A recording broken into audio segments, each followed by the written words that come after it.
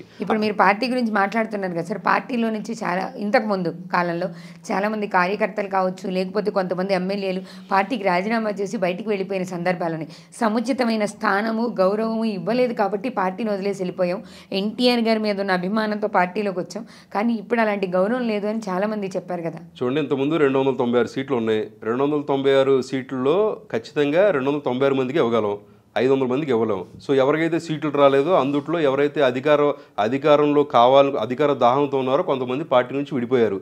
ఈ రోజున తెలుగుదేశం పార్టీని వీడారంటే చాలా చిన్న మీరు ఇంతకుముందు లోకేష్ గారి ఇంటర్వ్యూ కూడా చూడొచ్చు. చాలా చిన్న కారణాలు మేడం. అంటే ఈ రోజున నాకేదో ఒక చిన్నది ఒక గౌరవం ఇవ్వలేదనో, లేకపోతే పట్టించుకోలేదనో, లేదా పలకరించలేదనో, లేదంటే కనుక సీట్ ఇవ్వలేదనో, లేదా అతను చెప్పిన వాళ్ళకి ఇవ్వలేదనో, ఇలాంటి చిన్న కారణాల వల్లే వెళ్ళిపోయారే తప్పితే ఈ విధమైన ఇప్పుడు వైఎస్ఆర్సీపీ పార్టీలు అంటే అక్రమంగా అంటే ఇప్పుడు మనం అధిష్టానం బాగుండడం కోసం కింద కార్యకర్తలను ఇరికిచ్చే విధంగా ఎప్పుడు చేయలేదు. మీరు ఒకటి గుర్తుపెట్టుకోవాలి. ఈ రోజు ఎక్కడ ఏం జరుగుతుందంటే జెండా పట్టేది కార్యకర్త, జెండా నిలిపేది కార్యకర్త, అవసరమైతే జైలుకి వెళ్ళేది కార్యకర్త, నాయకుడు వెనక అండగా ఉండేది కార్యకర్త. అలాంటి కార్యకర్తలు అభివృద్ధి కోరుకునేది చంద్రబాబు నాయుడు గారు. అలాంటి కార్యకర్తలు ఏవైపోయినా పర్లేదు, నా అధికారం కావాలనుకునేది వైఎస్ఆర్సీపీ ప్రభుత్వం. అంటే మీ పార్టీలో వ్యక్తులకు విలువ లేదు, వ్యక్తులు ఎదగనివ్వరు అనే దాన్ని మీరు సమర్థించారు. ఈ రోజున తెలంగాణలో కూడా వెళ్ళిపోయిన వాళ్ళు కొన్ని వందల వేల మంది కూడా మళ్ళీ రిటర్న్ రావడం కోసం ఎంతమంది ఎదురు చూస్తారో నాకు తెలుసు మేడం. ఎందుకంటే పార్టీలో ఉన్నాను కాబట్టి. సో ఖచ్చితంగా ప్రతిరోజు కూడా నేను పార్టీ వ్యవహారాలు మేము గమనిస్తున్నాం కాబట్టి మేము చెప్పగలదు. ఎందుకంటే చాలామంది కొన్ని ఉద్రేకపూర్వకంగాను లేదంటే కొన్ని ప్రలోభాలకు గురై వాళ్ళు వెళ్ళిపోవడం జరుగుతుంది. జరిగిన తర్వాత అక్కడ వాళ్ళకి దొరికిన స్థానం కానీ వాళ్ళకి దొరికిన గౌరవం వల్ల కూడా దీనికంటే 100 రెట్లు తెలుగుదేశం ప్రభుత్వం మాకు చాలా బాగుందని చెప్పి వచ్చేవాడు. ఈ రోజు చూస్తే ఎంతమంది ఎమ్మెల్యేలు రీసెంట్గా చంద్రబాబు నాయుడు గారిని కలుస్తున్నారు. మీరు అదే మాట్లాడబోతున్నాం సార్. ఇప్పుడు వస్తున్న ఎమ్మెల్యేలకు కావచ్చు, వీళ్ళందరికీ కూడా చంద్రబాబు నాయుడు గారు చెప్తుంది మీరు కంప్లీట్గా పార్టీకి రాజీనామా చేస్తేనే, ఆ పార్టీకి రాజీనామా చేస్తేనే రాణిస్తామని చెప్తున్నారు. దాని వెనకాల ఉన్న కారణం ఏంటి? కారణం ఏంటి? అదే కదా మేడం, మా మీద కాన్ఫిడెన్స్ అదేగా. ఇంతకుముందు జగన్మోహన్ రెడ్డి గారు ఏం చేశారు, ప్రతి ఒక్కళ్ళు కూడా ఆకర్షణ మంత్రం యూజ్ చేసి లాగారు. అదేవిధంగా బీఆర్ఎస్ పార్టీ వాళ్ళు కూడా ఏం చేశారు, ఆకర్ష కేవలం ఎందుకంటే 15 మంది గెలిచిన తర్వాత 2014 తర్వాత కూడా ప్రతి ఒక్కరిని కూడా ఏ విధంగా కేసులు పెట్టారు, ఏ విధంగా ప్రలోభాలకు గురి చేశారు మనందరూ కూడా చూసుకొని ఒక అరాచకమైన పరిపాలన 10 ఏళ్ల పాటు కొనసాగించి ఈ రోజున తెలంగాణలో కూడా ఇన్ని లక్షల కోట్ల అప్పులకు కారణమైన వ్యక్తులు మనం బీఆర్ఎస్ పార్టీని మనం గమనించాం. అంతేకాకుండా ఎక్కడ చూసిన చెరువులు కబ్జాలు, ఎసెంట్ భూమి కబ్జాలు, రకరకాల భూములన్నీ కూడా కబ్జాలు చేసి జనాలు కూడా ఎన్ని ఇబ్బందులు పెట్టారు చూసాం. సో ఇవన్నీ కూడా ఎందుకు చేశారు? ఎందుకంటే తెలుగుదేశం ప్రభుత్వంలో ఉన్న ఎమ్మెల్యేలను లాక్కోవడం కోసం వాళ్ళకి ఏదో తాయిలాలు చూపించి ప్రలోభం గురి చేసి లాక్కున్న పరిస్థితి చూస్తాం. సో ఖచ్చితంగా ఈ రోజున తెలుగుదేశం ప్రభుత్వం ఎప్పుడు కూడా ఆ విధంగా చేయదు. వైఎస్ఆర్సీపీకి 11 స్థానాలే ఉన్నా ఖచ్చితంగా అందులోంచి వచ్చేవాళ్ళు రాజీనామా చేసి రావాలని చెప్పేసి ఏకైక పిలుపునిచ్చారు. అది పార్టీ మీద ఉన్న కాన్ఫిడెన్స్, ప్రజల్లో ఉన్న మా మీద నమ్మకం. ఇప్పుడు టీడీపీ పార్టీని తెలంగాణలో బలోపేతం చేయబోతున్నారా, లేకపోతే జనాలు అందరూ అనుకుంటున్నట్లుగానే రేవంత్ రెడ్డి గారికి మద్దతుగానే చంద్రబాబు నాయుడు గారు ఉండబోతున్నారు అనుకుంటున్నారని చెప్పి ఎవరు సోషల్ మాట్లాడుకుంటారు మేడం. ఎందుకంటే లాస్ట్ టైం కొన్ని అనూహ్య పరిణామాలతో తెలుగుదేశం పార్టీ ఇక్కడ తెలంగాణలో పోటీ చేయలేదు. సో ఈసారి ఖచ్చితంగా జిహెచ్ఎంసీలు తెలంగాణలో తెలుగుదేశం పార్టీ పోటీ చేయబోతుంది. ఎలా కూటమితో కలిసా స్వచ్ఛందంగా?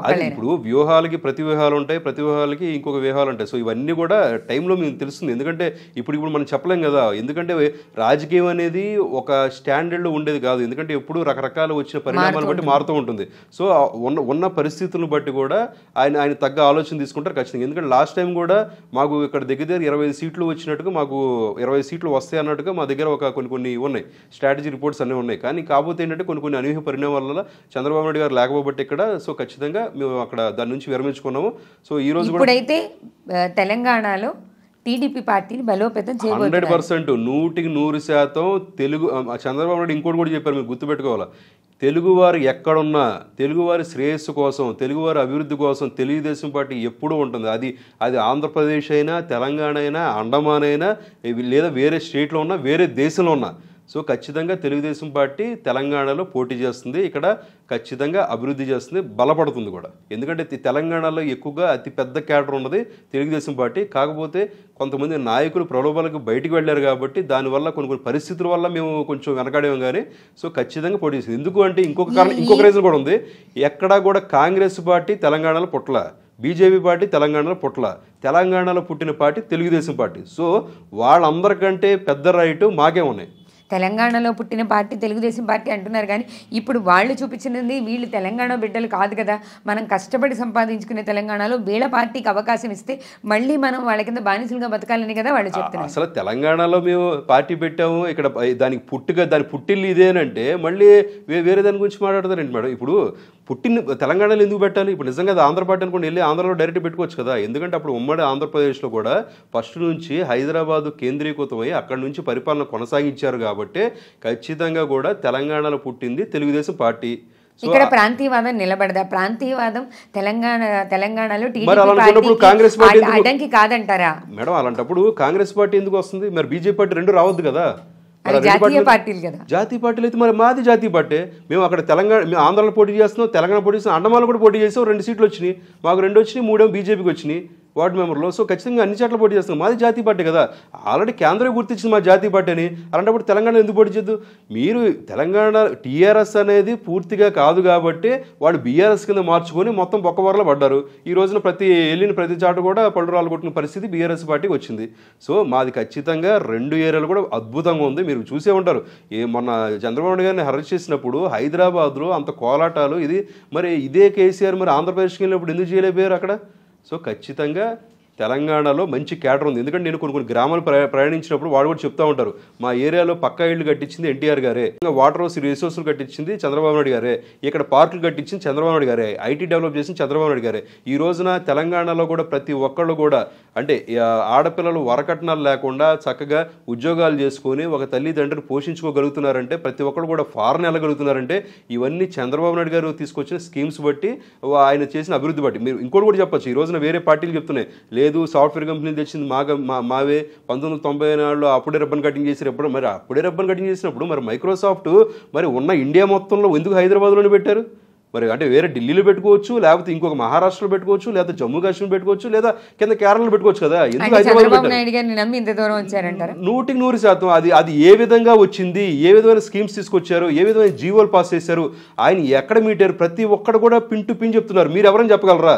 ఇప్పుడు వేరే పార్టీ వాళ్ళు చెప్తున్నారు, ఇతర పార్టీ వాళ్ళు చెప్తున్నారు కదా, లేదు మా వాళ్ళే అని చెప్పి మీరు చెప్పగలరా? ఆయన చెప్తున్నారు, పలానా హోటల్లో నేను బిల్ గేట్స్ గారిని కలిశాను, ఆయన నాకు అపాయింట్మెంట్ 10 నిమిషాలు ఇస్తా అన్నారు, ఒక రోజు తర్వాత కలిశారు, అరగంట కాదు 2 గంటలు ఇచ్చారు, ఈ విధంగా డెవలప్మెంట్ సెంటర్ పెట్టామని చెప్పారు. మరి మీరు అందరూ కూడా మరి అలాంటి స్టోరీ ఎందుకు చెప్పలేకపోతున్నారు? పోనీ చెప్పింది చంద్రబాబు నాయుడు గారు చెప్పారు, ఆ విషయం చెప్పిన తర్వాత అది తప్పు అని కూడా మీరు ఎందుకు చెప్పలేకపోతారు? ఎందుకంటే అది కరెక్ట్ కాబట్టి. ఎందుకంటే ఆ రోజున ఈ కేసీఆర్ గారు కానీ ఇలా ఇతర పార్టీలకు సంబంధించిన ప్రతి వ్యక్తులు కూడా తెలుగుదేశంలో ఉన్నారు కాబట్టి, ఆయన అనుకున్నారు కాబట్టి, సో ఆయన సపోర్ట్ చేశారు. ఈ రోజున వాళ్ళ స్వలాభాల కోసం వేరే పార్టీలకు వెళ్ళారు కాబట్టి, సో ఆయన మీద దుమ్మెత్తి పోయడానికి ప్రయత్నిస్తారు అంతే. ఇప్పుడు పార్టీ నుంచి బయటికి వెళ్ళిపోయిన వాళ్ళందరూ స్వలాభాల కోసమే వెళ్ళిపోయారని అనుకుంటున్నారు. అంటే దాంట్లో పరిస్థితులు బట్టి మేడం. సో కొంతమంది ఏంటంటే కాన్స్టిట్యున్సీ అభివృద్ధి కోసం అంటారు, కొంతమంది కేసులు ఏదో బలవంతంగా ప్రలోభాలు గురి చేశారంట, కొంతమంది స్వలాభాలుగా వెళ్ళొచ్చు, కొంతమంది అధికార దాహం ఉండొచ్చు. సో రకరకాల మనుషులు